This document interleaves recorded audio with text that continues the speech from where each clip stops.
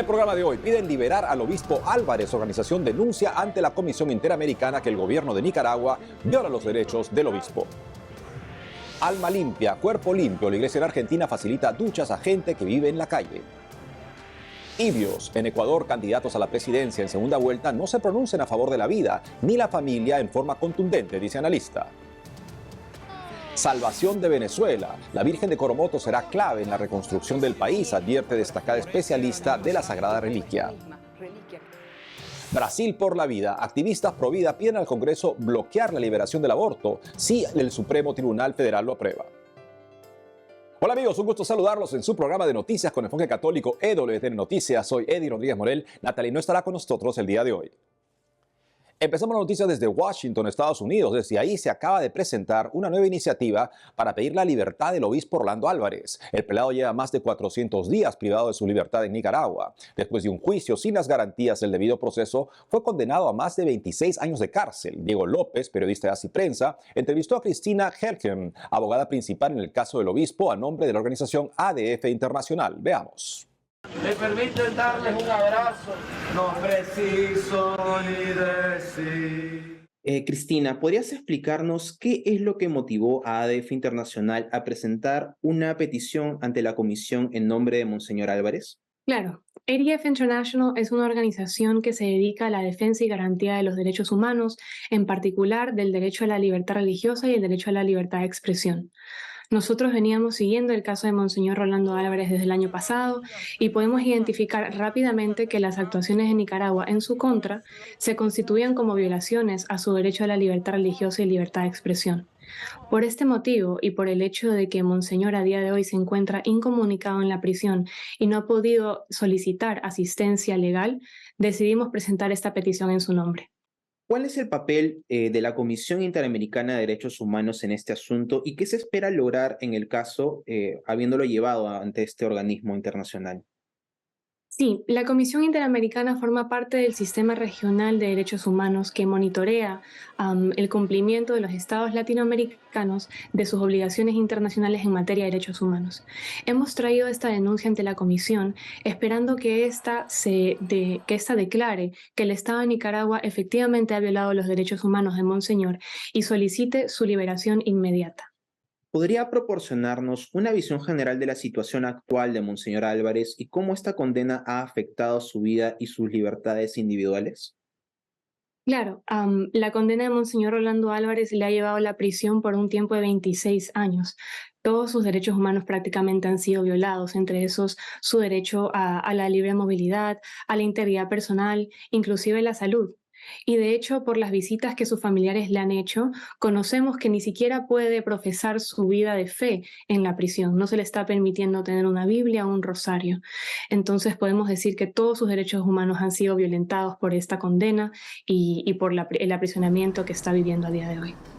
¿Existe alguna medida que se haya tomado para garantizar la seguridad y bienestar de Monseñor Álvarez mientras su caso es presentado ante la Comisión Interamericana? Sí, efectivamente. Abogados nicaragüenses aliados han presentado con anterioridad a la presentación de esta petición una solicitud de medidas cautelares ante la Comisión Interamericana de Derechos Humanos. Esta ya ha sido concedida y la misma comisión ha solicitado a la Corte Interamericana de Derechos Humanos que se concedan medidas provisionales para garantizar y asegurar la protección de los derechos de Monseñor. En ambas resoluciones se ha solicitado que se libere a Monseñor. Finalmente, ¿cuál es el llamado de ADF Internacional a la comunidad internacional y a los defensores de derechos humanos con relación a la situación en Nicaragua y los casos de persecución religiosa que vienen ocurriendo? ADF International solicita que por favor se denuncien constantemente las acciones de Nicaragua que se constituyen como violaciones de derechos humanos, en particular violación al derecho a la libertad religiosa. Además, que no dejemos de solicitar por favor la liberación inmediata de Monseñor Rolando Álvarez. Muchas gracias, Cristina, por participar en EWTN Noticias. Muchas gracias a ti, Diego. Frente al caso del padre Osman Amador, detenido el 8 de septiembre último en la diócesis de Estelí, la Comisión Interamericana de Derechos Humanos hizo un nuevo llamado al gobierno de Nicaragua para que cese el ataque a la libertad religiosa, la persecución a la Iglesia Católica y libere a los privados de su libertad en forma arbitraria. Hasta hoy no hay información sobre la situación jurídica ni el paradero del joven sacerdote exdirector de la organización benéfica Cáritas de Estelí. La Comisión Interamericana de Derechos Humanos observó que a la fecha 8 sacerdotes permanecen privados de su libertad en Nicaragua. Me permiten darles un abrazo, no preciso ni decir. Y ahora las noticias de la Iglesia en Argentina nos transmite que para evangelizar es necesario atender ante las necesidades básicas de la gente. Nuestro corresponsal Matías Boca nos cuenta un caso y más. ¿Qué hace la Iglesia Católica en la República Argentina por las personas que viven en la calle? A través del siguiente informe vamos a reflejar un proyecto, una iniciativa inclusiva, solidaria, llamada Las Duchas del Sagrado. Las Duchas del Sagrado son un proyecto de la Basílica Corazón de Jesús del barrio porteño de Barracas. Es un espacio que comenzó en el año 2016 con la misión de ofrecer contención, desayuno, ropa en buen estado, trámites de acceso a la justicia, bolsa de trabajo y también almuerzo a todas las personas que viven en la calle. Allí estuvo el arzobispo de Buenos Aires, Monseñor Jorge García Cuerva, compartiendo y escuchando a la comunidad. La gente que viene, que participa, se lleva la calidez de un espacio de cuidado donde nos reencontramos para explorar sendas que vayan en orden a recuperar la dignidad, ¿no? Donde se suspenden las leyes de la calle por un tiempo nomás y formamos comunidad. Lo que veo en los rostros de las personas que vienen acá todos los sábados y con quienes compartimos es a un hermano, a una hermana, a un par, y desde esa convicción es que los recibimos y desde esa mirada veo una gran necesidad sobre todo de afecto, de escucha, de miradas, de amor, de miradas con ternura, no de miradas que juzguen. Las duchas funcionan los sábados con un promedio de 170 visitas. Además de los baños y de desayunar y almorzar, hay peluquería, médico, farmacia y también psicología. Ellos no son invisibles, ellos son escuchados y quieren contar su historia. Hoy en día agradecido con Dios por estar acá, con todos estos pibes que es mi familia. ¿Es tu familia? Sí, es mi familia. ¿Sentís que son una gran familia? Siempre, sí. Gracias a Dios somos una familia. Gracias a Dios sigo viniendo porque estoy agradecida, porque acá me ayudaron, me dieron de todo y no puedo ser mal agradecida con un lugar que me dio un techo, una comida, un abrigo. Ana, ¿qué significa este lugar en tu vida para vos? ¿Qué representa? Muy importante. ¿Por qué? Porque cuando más lo necesité, estuvo. Entre otras noticias, Monseñor Gustavo Surbrigen es el nuevo obispo de la diócesis de Concordia. Monseñor Surbrigen asumió el gobierno pastoral de la diócesis en el marco de una misa presidida por el arzobispo de Paraná, Monseñor Juan Alberto Puigari, en la Catedral San Antonio. Participaron de la celebración fieles de las comunidades parroquiales, autoridades locales y de las fuerzas de seguridad. Concelebró la Eucaristía el obispo emérito de Concordia, Monseñor Luis Colazuol, quien manifestó a su sucesor: estamos unidos en el deseo de ser una iglesia dinámica, trabajar juntos para realizar esta misión esencial de la iglesia, que es evangelizar y acompañar sin excluir. Por su parte, el pueblo fiel de Dios dejó sus deseos para su nuevo obispo. Muchos éxitos, que Dios y la Virgen lo pueda acompañar estos años que va a estar acá. Nosotros obviamente desde allá seguiremos rezando por usted. Le damos la bienvenida a Monseñor Gustavo. Le deseamos que realmente sea un pastor para el pueblo.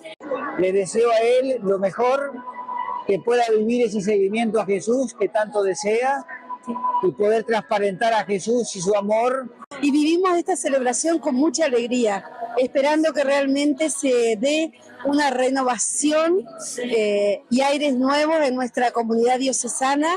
para lo que necesite Monseñor. Acá estamos los jóvenes, en especial la IAM, y estamos muy contentos de este nuevo camino. Para finalizar con la información, el próximo 30 de septiembre y 1 de octubre se realizará la 49 Peregrinación Juvenil a Luján. Desde Buenos Aires, Matías Boca, EWTN Noticias. Ahora las noticias las tenemos desde Ecuador, a menos de un mes de la segunda vuelta de las elecciones presidenciales. En la entrevista realizada por Natalie Paredes, desde el punto de vista de un católico, conozcamos más sobre los candidatos que se disputan el cargo más alto de la nación. El próximo 25 de octubre los ecuatorianos regresan a las urnas para elegir a su nuevo presidente. Hace 3 meses el jefe de Estado saliente, Guillermo Lasso, convocó a nuevas elecciones luego de disolver el Congreso en medio de una crisis política. En la segunda vuelta electoral, los ecuatorianos tendrán que elegir entre Luisa González, del Movimiento Revolución Ciudadana, y Daniel Noboa, del Movimiento Acción Democrática Nacional. Frente a los temas innegociables para todo católico, ¿qué le espera a Ecuador en caso de que uno u otro resulte elegido? Estamos en conexión con Ana Paula Rojas, periodista católica de la Universidad Hemisferios, especializada en relaciones públicas. Ana Paula Rojas, es un gusto tenerla con nosotros en EWTN Noticias. ¿Qué religión profesan estos dos candidatos, Luisa González y Daniel Noboa? Muchas gracias por el espacio. La verdad es que este tema es un poco controversial debido a que ninguno de los dos se ha mostrado abiertamente a favor de una creencia fuerte. Daniel Noboa se considera católico y Luisa González evangélica. Sin embargo, ninguno de los dos se ha mostrado abiertamente a favor de temas relacionados a la vida, a la familia o a la libertad de una manera contundente. ¿Qué dice en su plan de gobierno Luisa González sobre la defensa de la vida y la familia? El caso de la candidata Luisa es realmente interesante. Ella ha tenido una carrera política larga donde se ha identificado abiertamente como provida. La hemos visto con los pañuelos celestes vinculados al movimiento. De hecho, votó en contra de la ley del aborto en casos de violación en Ecuador hace unos años. Sin embargo, ahora que es candidata a la presidencia, ha mencionado que no va a ser regresiva en los derechos reproductivos de la mujer. Esto quiere decir que es un poco contradictorio, sobre todo porque en su plan de gobierno ella no va a hacer nada, no tiene ninguna propuesta para eliminar la ley que actualmente permite la despenalización del aborto en casos de violación. En el caso de Daniel Noboa, abiertamente no se ha hablado respecto a esto. Es importante mencionar que en el contexto de las elecciones anticipadas por el presidente del Ecuador, los temas que más han estado en el foco de la opinión pública han sido la seguridad y la economía.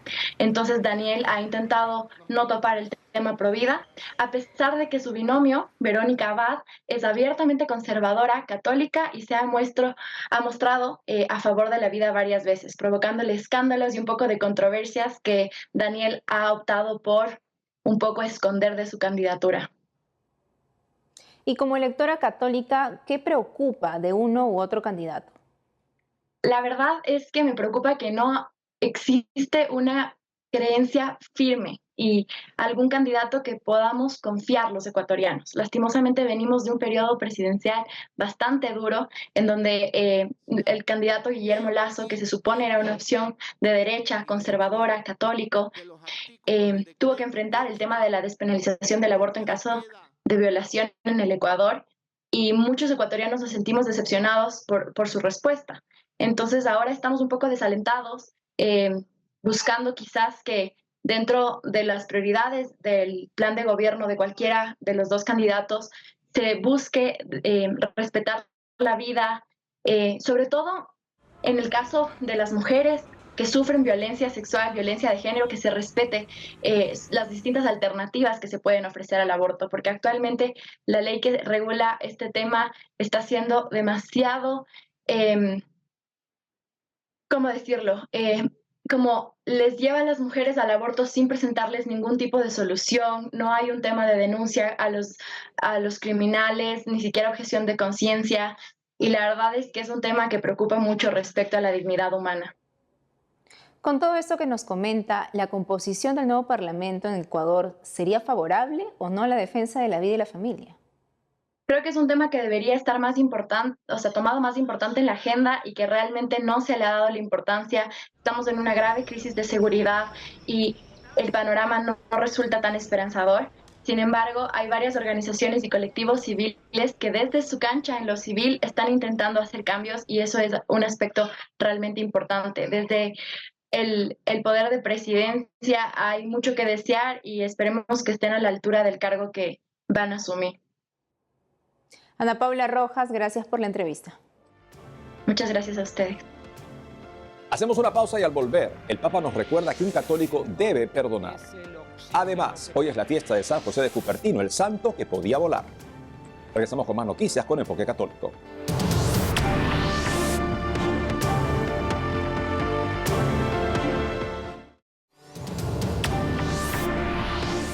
El Papa Francisco designó el pasado jueves 14 de septiembre a un obispo venezolano como jefe de protocolo de la Secretaría de Estado del Vaticano. Se trata de Monseñor Javier Fernández. El prelado de 50 años fue ordenado sacerdote en el 2001. Tiene un doctorado en teología por la Pontificia Universidad Gregoriana de Roma y un doctorado en Derecho Canónico por la Universidad Eclesiástica San Dámaso de Madrid. Más noticias de la Iglesia en Venezuela con nuestro corresponsal Andrés Enríquez. Cada 11 de septiembre los venezolanos celebran a la Virgen de Coromoto, patrona del país. Que está aquí entre nosotros la reliquia de Nuestra Señora de Coromoto. Hace una semana, el santuario de la Virgen en Guanare era una auténtica fiesta. Miles de peregrinos asistieron al lugar para participar en las celebraciones. Fue en los alrededores de esta ciudad, capital del estado portuguesa, donde se apareció la Madre de Dios hace más de 3 siglos. La Virgen le pidió al cacique Coromoto, líder de la tribu Cospe, que fuera donde los blancos para echarse el agua en la cabeza y poder ir al cielo. El día de la Virgen, el clero y la feligresía guanareña participaron en una misa solemne que tuvo lugar en la basílica. Allí, los descendientes de los Cospes honraron a la Virgen con bailes y música tradicional. Traemos nuestras angustias, nuestros dolores y anhelos, nuestras esperanzas y expectativas, y sobre todo, el deseo de seguir las huellas que ella, con su ejemplo, nos ha dejado. La prueba de las apariciones es la sagrada reliquia de la Virgen, una imagen de Nuestra Señora de poco más de 2 centímetros de alto y ancho, el tamaño de la huella dactilar de un adulto.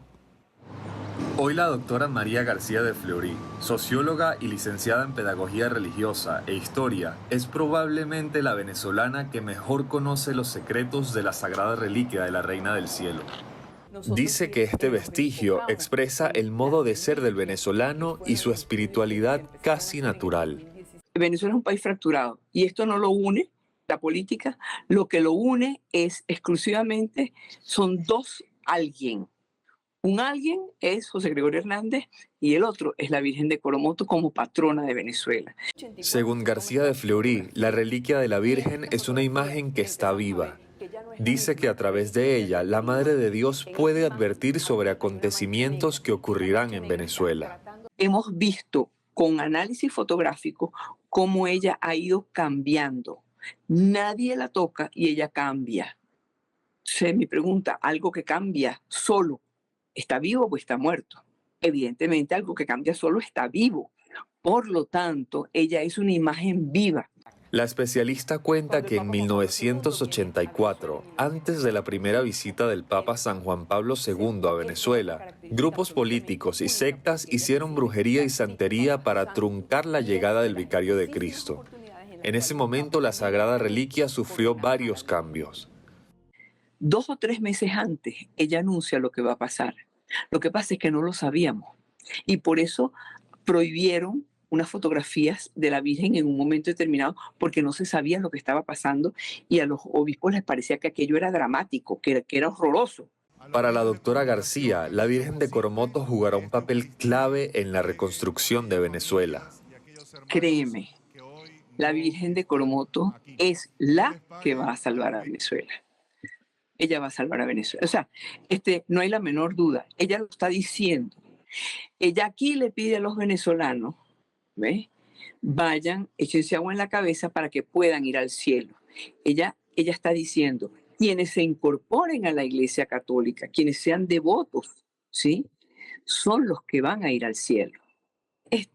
Yo no tengo la menor duda que si nosotros nos convertimos en un pueblo, en un país con verdadera fe, que reza el rosario, que sale a rezar el rosario, que es devoto de la Virgen va a hacer grandes cosas. Ella va a hacer grandes cosas. No, es que no me queda ni el más mínimo ápice de duda. La experta en pedagogía religiosa explicó que la Virgen de Coromoto es la única aparición en el mundo en la que se llama a Nuestra Señora no por el lugar geográfico de la aparición, sino por el nombre del vidente. Coromoto es un nombre masculino. Aquí nadie conoce a la Virgen de Guanare. Así que se conoce a la Virgen de Coromoto. Y si en 371 años ella no ha permitido que le cambien el nombre, sino que se mantengan diciendo Virgen de Coromoto, ¿okay? Quiere decir que ella tiene un amor muy especial hacia los caballeros habitantes de Venezuela.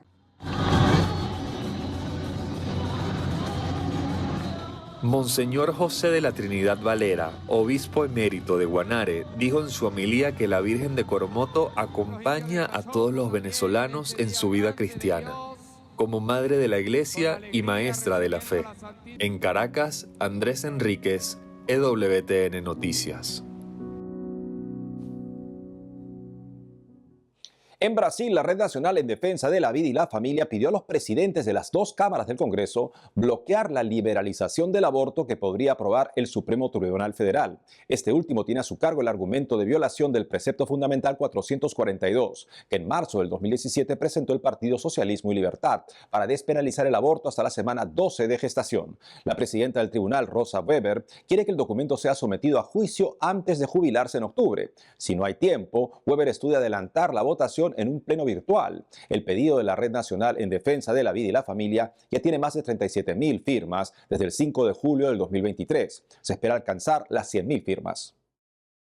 Hace poco, Apple Event 2023 generó expectativas en el mundo con el lanzamiento del iPhone 15. Al respecto, ¿sabía usted que Steve Jobs, fallecido cofundador y expresidente ejecutivo de Apple, además de lanzar el primer iPhone, pudo haber sido una víctima del aborto? Steve Jobs fue dado en adopción por sus padres biológicos. Él mismo manifestó en su biografía oficial su alegría y agradecimiento por no haber acabado como un aborto. Sin la posibilidad de la adopción, Steve Jobs probablemente no se habría convertido en el hombre que marcó un antes y un después en la historia del mundo moderno y en el desarrollo tecnológico.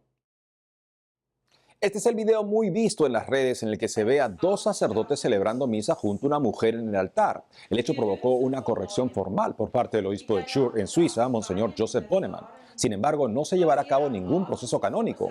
Esta celebración eucarística marcaba la jubilación de la mujer con apellido Schmidt, una antigua administradora parroquial. No obstante, según el obispo de Chur, una investigación cuidadosa del asunto demostró que no hubo violaciones litúrgicas graves en el acto del culto divino, cuya evaluación estaría reservada al dicasterio para la doctrina de la fe. Por lo tanto, dijo que no se requiere de ningún proceso penal acorde al derecho canónico. Frente a todo esto, se debe decir que el Canon 907 prohíbe a los diáconos y a los laicos decir las oraciones, sobre todo la plegaria eucarística, ni realizar aquellas acciones que son propias del sacerdote celebrante. Y desde el Vaticano, a raíz del Evangelio del último domingo, el Santo Padre nos recuerda que un católico siempre debe perdonar. Escuchemos. El perdón es el oxígeno que purifica el aire contaminado por el odio. El perdón es el antídoto que cura los venenos del rencor. Es el camino para calmar la rabia y sanar tantas enfermedades del corazón que contaminan la sociedad. Intentemos ahora, cada uno de nosotros, pensar en una persona que nos ha herido.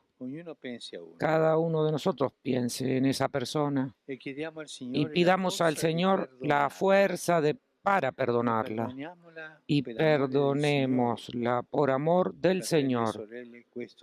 Hermanos y hermanas, esto nos hará bien, nos devolverá la paz en el corazón.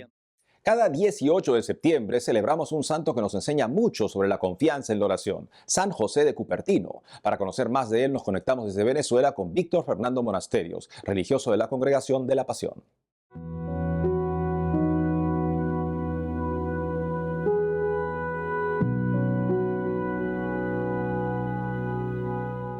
Pues lo más importante que debemos saber de San José de Cupertino, el santo de los vuelos, es que nació en el pueblo de Cupertino en 1606, siglo XVII, en una familia humilde y creció pues entre el estudio y el trabajo, aunque el estudio no se le daba nada bien.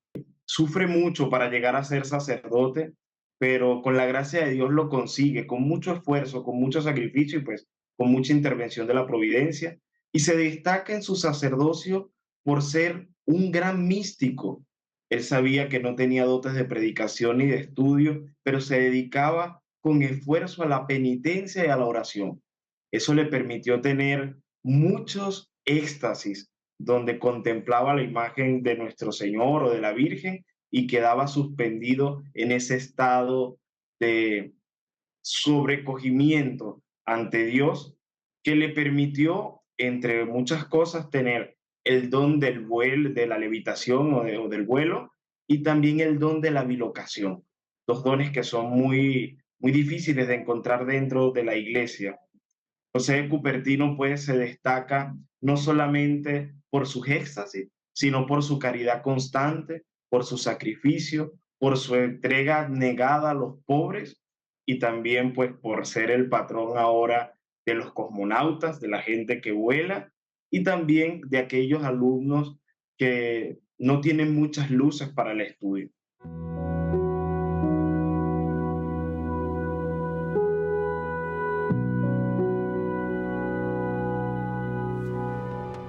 Y eso es todo por hoy, amigos. Gracias por haber estado con nosotros. No dejen de seguirnos por las redes sociales y también de lunes a viernes a las 12 del mediodía, hora de Miami, en Radio Católica Mundial y su programa Más que Noticias con un servidor. Hasta entonces.